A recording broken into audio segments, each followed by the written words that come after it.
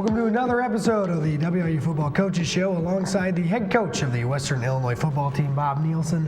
I'm Danny Fry. The Fighting Leathernecks went into Terre Haute, Indiana and knocked off Indiana State 37-30 in overtime, eliminating the Sycamores' playoff contention. Down by as much as 17 points, Coach, how was the team able to rally back? Well, we hung together. One of the things we didn't do very well a week ago against North Dakota State was hang together when things got tough, and obviously that game steamrolled on us, and we were at the verge of that happening again. And what happened is we had a few of our key players step up and make big plays, and the troops rallied around that and finished the game very, very strong. First half highlights from Terre Haute, and Western not only on the road but going without starting quarterback Trenton Norvell out for the season, recovering from an appendicitis for him. Sean McGuire with the captains for the coin toss. We'll talk more about Trenton Norvell's loss later on in the show. Nico Watson on the ground early, running over a Sycamore to get near the 20-yard line. You talked about key players stepping up. He was one of them. Yeah, he ran very physically. For the first time in about a month now, he's actually close to being full speed, and I think that showed up in the way that he ran the football on Saturday. That led to a 27-yard field goal knocked through by Nathan Knuffman, and the Leathernecks strike first blood in Terre Haute 3-0, 10:53 left in the first quarter. Isaac Harker's the main running quarterback for Indiana State, and he'll send a man in motion, get the snap, and execute the read option, faking everyone out, including our cameraman up top. 8-yard touchdown run, just good illusion there. Yeah, good scheme. They had a couple of different ways they ran the quarterback, and that was one of them, which we didn't fit very well early in the football game. Now, they had Matt Adam that we'll talk about too. How was it adjusting to two different styles of quarterbacks? You've done it before this year. Well, they ran the same plays, and Adam was a very good runner as well. I think, this quarterback that they brought in this situation, a little bit more of a power runner, and just eliminated a few of the hits that Adam would take otherwise. Sycamore's driving again, a little bit of a trick play, screen to Robert Tongan, a good athlete. He throws it to Gary Owens to move the chains, and really not many trick plays other than that. They're a team that has multiple trick plays. We worked on a lot of them during the week and didn't execute very well against that one.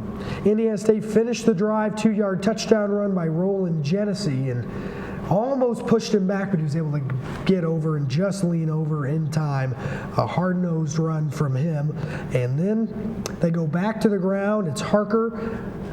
He'll move the ball on the ground, and he spins his way to the secondary, and it's that physical running you were talking about. Yeah, they really did a good job in the first half. Had our defense on its heels. Between play action, quarterback run, and just overall their execution offensively, we struggled to get them into third and off schedule situations. Matt Adam at quarterback, you said they run the same plays, similar play on the read option, touchdown run, 20-3 Indiana State, 8:30 left in the second quarter. It's one of those similar plays again. Yeah, we're a team that's going to see that play, and we've seen it a lot. We're going to see it again this week. We've got to be more accountable for our fits and executing against that. WIU ensuing drive, quick pass to Lance Lure, barrels over some people in the Sycamore territory. Good yardage after the catch. Yeah, Lance was really physical, I thought, with the football in his hands, and broke a lot of perimeter tackles and made 5-6-yard gains into 15-16-yard gains, which was a big difference for us on the course of the afternoon. Another guy who found ways to get open all game, Joey Borsellino. He had a game, 10 catches in this one, 180-some yards, and he was able to just get open all game, and then 5:31 remaining in the second quarter. McGuire on the QB keeper from 9 yards out. Good job using his feet. Yep, Sean made some plays with his feet. That run, he also extended some pass plays by moving around in the pocket, and for a first-time starting quarterback, those are the things that you want to see. Those are the things that typically experienced quarterbacks are doing. He did a really good job showing some poise. We'll again mention that later. And Indiana State trying to rally, and again they turned to Matt Adam at quarterback, and a guy that has really stepped up in the last couple weeks, even though they had that one unfortunate play that ended up on ESPN. Riggs Baxter with a nice sack there. True freshman playing on the defense, and pretty unusual in our league. But due to injuries, he's been forced into action and made a couple of big plays on the course today. Long field goal attempt, no good by Knuffman. It goes low and off to the right. Team feeling at halftime at this point, trailing again on the road, but within striking distance. Yeah, I really thought at the end of the half we had the momentum. Even though we missed that last-second field goal, our team had moved the ball very consistently over the latter half of the second quarter. We'd put another touchdown on the board there. I felt Sean was playing well, which was a concern going in terms of how he'd react to pressure situations. And I knew we could get some things corrected defensively and play better. So I felt good about the second half and obviously came out and really executed. What did Indiana State do so well in the first half to really get some points on the board? Well, they kept us off balance defensively. They had a great mix of plays, running the football, throwing the football downfield, play action pass, and we were able to get them in off-schedule situations throughout the course of the second half. All right, stay tuned for more of the WIU Football Coaches Show, your home for fighting Leatherneck football. Western Illinois University allows you to think for yourself and to discover the freedom to become your own. Own it at Western. Build your own expectations and fill your own shoes. Explore an academic culture that adapts to you. Create yourself and inspire originality in an open and safe environment. Western Illinois University lets you make your own success story.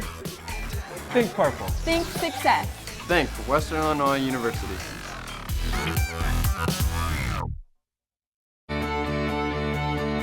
Music has always been my thing. I not only get to play it, but I also have opportunities to learn from award-winning guest musicians. My professors offer me the personal attention I was looking for in a music program and challenge me to reach my fullest potential. I know my experience at Western is just the beginning of my success story. Think purple. Think success. Think Western Illinois University.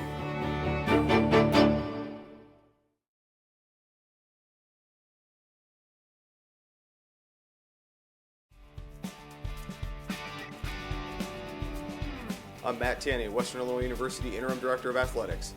Please stay connected with us by following Western Illinois Athletics on Facebook, Twitter, and Instagram.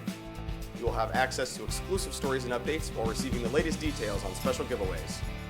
For additional information on our 20 Division I programs, visit goleathernecks.com.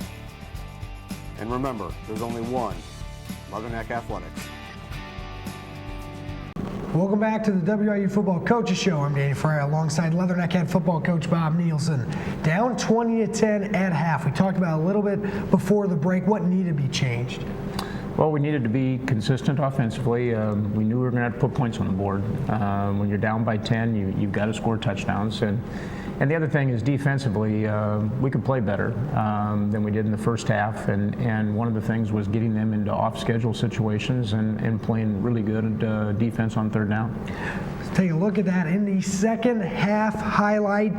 Start out field goal attempt early in the second half by Knuffman. No good. Tough tries, and really I think the funniest thing about that is Sean McGuire's still out there holding. Yeah.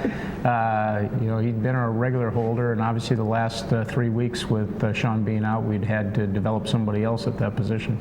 Adam in at quarterback lofts it up to Robert Tonyan, hauling in the catch, and a nice grab there and leads to this rolling out touchdown pass to Calvin Cook. 10:31 left in the third quarter in the corner of the end zone. 27-10 Indiana State. And again, the Sycamores pushing their lead out to 17 points. WIU answers right back though. Big play, 78-yard touchdown pass over the top to Joey Borsellino. Longest scoring play of the year, and it's an important play there, answering right back the Sycamore score. Yeah, we really ran a bad route there by Stacy Smith and almost brought coverage into a wide open Joey Borsellino, but Sean put the ball in a great spot, and Joey did the rest, getting the ball into the end zone. Yeah, as you can see here, Stacy right there and almost able to break that up actually, but it's a good play by Borsellino, and he was able to do the rest, and he had a lot of players that breakout games. He was one of them. Yeah, big game for Joey. Lance drew a lot of double type coverage situations and into the boundary, and as a result opened up some opportunities for some of our other receivers. Right back, Western would get the ball right after that. Adams' pass deflected, floating up in the air. Another heads-up play by Riggs Baxter, picked off by Timothy Smith. Really a timely turnover. Yeah, big play. We just scored, got the ball right back. Riggs got a little pressure on him. He threw the ball up for grabs, and really great play by Tim to go up with one hand and snag the interception out of midair. Yeah, Tim, pretty good job of that all year. It seemed like he really started out right from the beginning of the year, able to pick off some passes that really helped the team there. And then Watson finding a gap. He'll get inside the 10-yard line. And what was really big to his rushing performance? We created some seams, and Nico did a really good job of finding those seams, getting downhill. And once he gets his pads down and into a downhill fashion, he's going to get 3, 4, 5 more yards after contact. 5-yard touchdown run by Watson as Western closes the gap. 27-24, Indiana State still ahead. 6:30 left in the third quarter, and that's something that was missing in the last 3 games, was him able to rumble in from up close. Yeah, he really hasn't been healthy, and gave us what he could in those 3 weeks, but as he's gotten healthier this week, it's good to get him back into the form that we were used to seeing there prior to his injury. Indiana State, knowing they needed to score, they tucked the ball off to freshman Taylor Porter. He goes around the left edge, and they would keep trying to do it, and they tried another handoff to Porter, but Chris Hartley, not fooled, there for the tackle for loss. Of course, he's fired up. Then Eric Heidorn connects on a 30-yard field goal, making it 30-24 Indiana State. That would be the score after 3 quarters of play at Memorial Stadium. And again, Lance Lenore, and he's making something happen after the catch. Yeah, yards after catch. Lance this year has been really good at that. I don't have the exact statistic, but that's probably the one thing that he's improved the most on since his freshman year. That would set up, Western would keep driving it a little more, and then an incredible 8-yard touchdown run by Watson. Right when you think he was down at the 5-yard line, somehow he smashes his way into the end zone, just didn't give up. That's the Nico Watson everybody knows. A huge momentum play, too. You could just feel our sideline explode as he ran through those tackles and got the ball into the end zone. And at this point, we are playing with a ton of confidence, both offensively and defensively, and that carried through into the overtime period. Sycamores would block the extra point, meaning it would be tied at 30, and then we move on later in the fourth quarter. McGuire's pass a little short and intercepted, just not enough on that throw. Yeah, probably the one bad, he had the 2 interceptions. This is one where you'd like to see him throw that ball, downfield further and give Lance a chance to make a play on it. By underthrowing it, it gave their defensive back an opportunity to intercept it. Yeah, just kind of a one-on-one opportunity there, won by the Sycamores, but Western would hold strong. Final play of the fourth quarter, Indiana State trying to keep it alive, but the score would remain tied, 30-30 at the end of regulation. Western gets the ball first in overtime, pounds it with Nico Watson, 1-yard touchdown plunge, 37-30 WIU, and then Indiana State chose to go on defense first, but you put the pressure on them right away. Yeah, the overtime, it's everybody wants to go on defense first and know what they need to do at the end, which certainly is good strategy. But if you can take that first possession and put the ball in the end zone, it puts a tremendous amount of pressure on the offensive team. And so by doing that, I think it gave us opportunities to make plays like this at the end. Yeah, last play of the game, 4th down and 4. Adam Brock breaks up the pass and just a good play on a critical play. Yeah, good break on the ball. He got his hand in front of it and tipped it away. We had made a great play on 3rd down by Brock Broughton to stop an out route short of the 1st down, and you can see the genuine excitement of our guys and understand what a big win this is for our program and for our guys that battled through some adversity today. Yeah, win that Western needed. Take a look at the final box score, 37-30.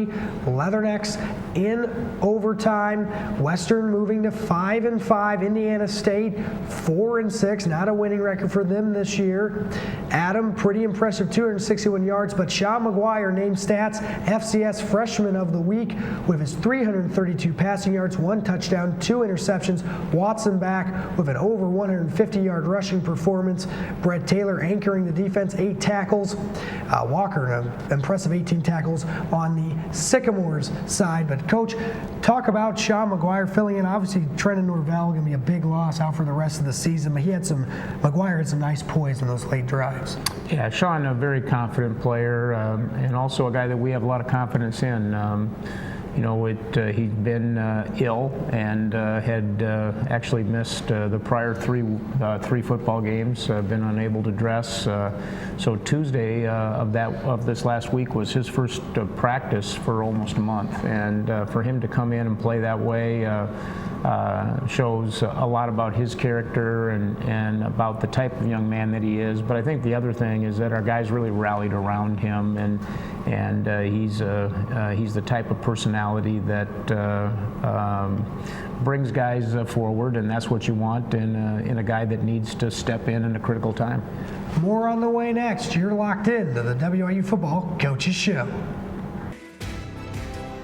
Founded in 1985, the Missouri Valley Football Conference has established a tradition of FCS football excellence. Competing at the highest level at NCAA Division I, student athletes at its 10 institutions demonstrate character, passion, and integrity as they grow as a student, an athlete, and a citizen. The Missouri Valley Football Conference, where leaders are shaped and champions are forged.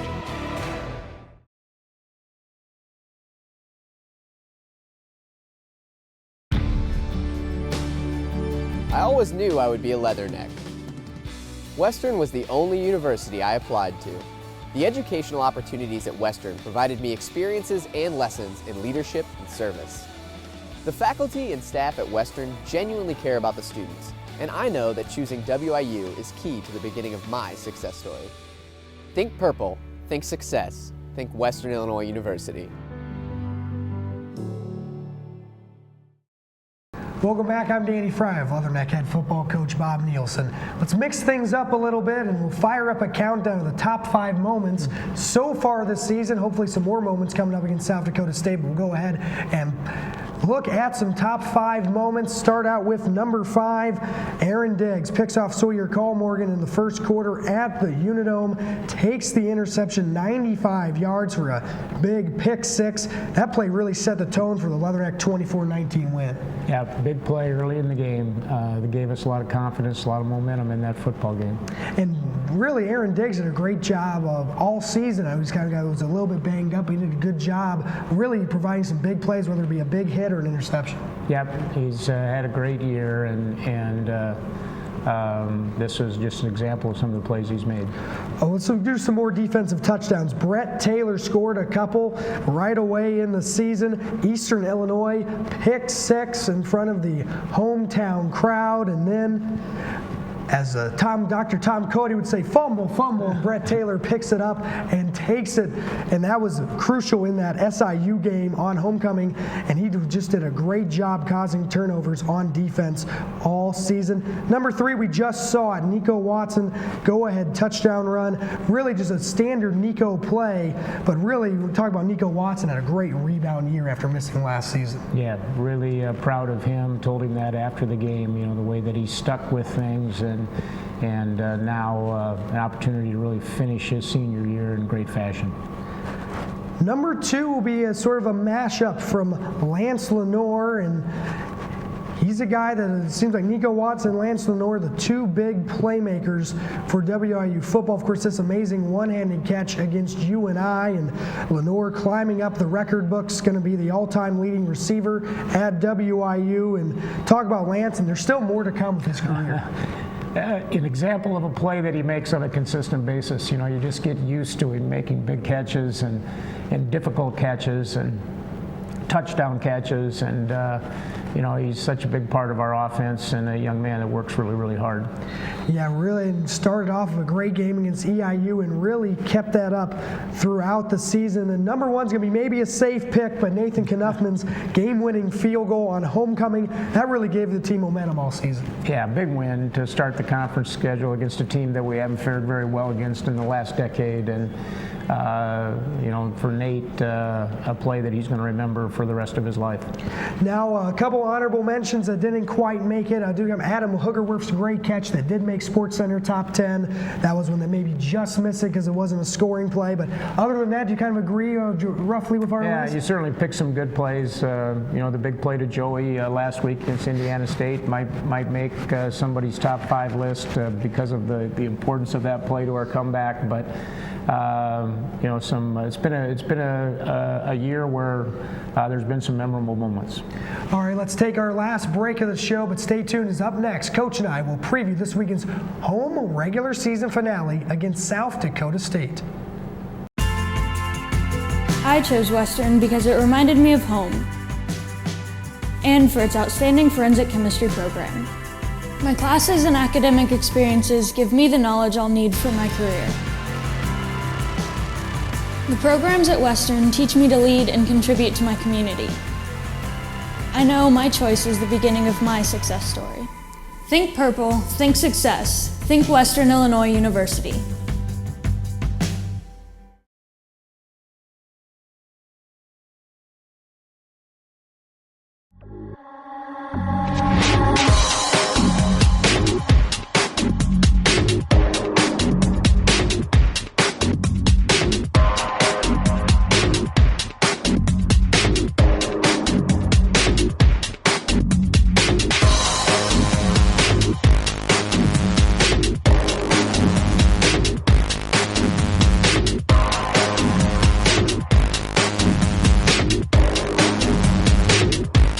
Western Illinois University allows you to think for yourself and to discover the freedom to become your own. Own it at Western.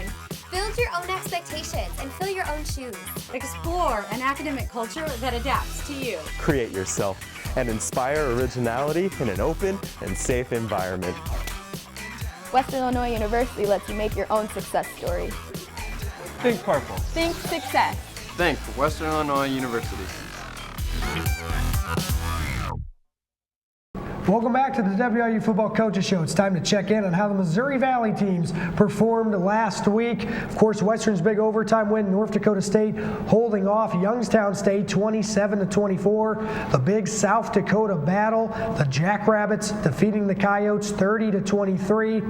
And then the rest won pretty handily by Illinois State and Northern Iowa. And now the game's on tap. This week in the MVFC, it is Week 12, South Dakota at Illinois State, and a lot of things have to happen for some teams to make the playoffs, and that including Western Illinois. Some games to keep track on if you're a Western Illinois football fan: Youngstown State and Indiana State, South Dakota at Illinois State, and really the big one, Southern Illinois at Northern Iowa.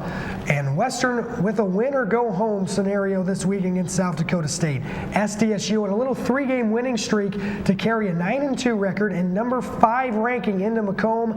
What has led to their recent success? They're a really good football team, very fundamentally sound, with good talent. They're well coached, and they're a team that you have to beat. They're not going to beat themselves, and that's not an easy thing to do with how talented they are.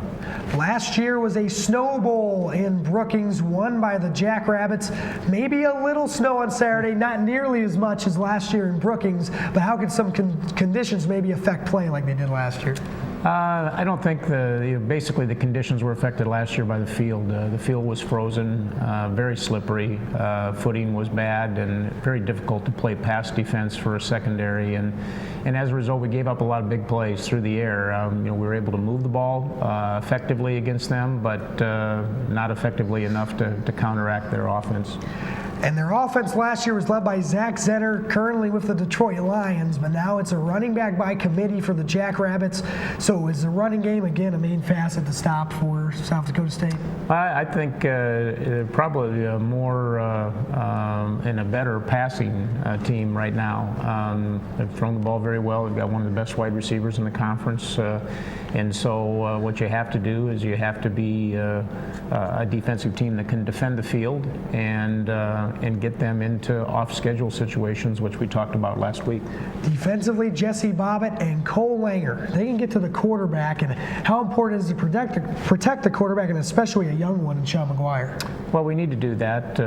We also need to be balanced. I think the key last week for us was our ability to run the football, and as a result, they had a hard time pressuring us, and Sean was able to do a good job of distributing the football in the passing game, and that's going to be the key again against a very good South Dakota State defense. Also, Senior Day this weekend, and talk about it, just some of those seniors are really guys on the defensive line, but really just all the seniors this year on this team of their final home game. Yeah, it's a relatively small group of seniors. We have 13 seniors. There's a handful of them that have been around their entire career, a lot of them that we've recruited, but a group of guys that have helped us build our program back to being competitive on a national basis.